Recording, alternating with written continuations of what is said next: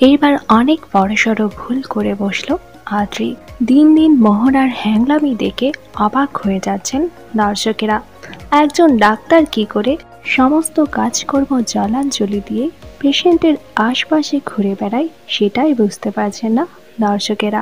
তবে মোহনার চেয়ে কিছু কম যায় না আদ্রিত। বারবার শুভলক্ষ্মীর কাছে বিভিন্ন মিথ্যে কথা বলছে আদ্রি। শুভর জন্য কিনে আনা শাড়ি নিয়ে নিয়েছে মোহনা।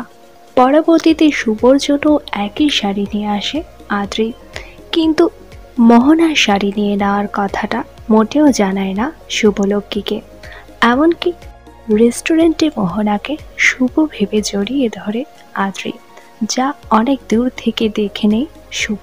যদিও মোহনা স্লিভলেস পরেছিল, আর সেটা মোটেও ধরতে পারেনি আদ্রি। এটাও অনেক বড় প্রশ্ন দর্শকের কাছে।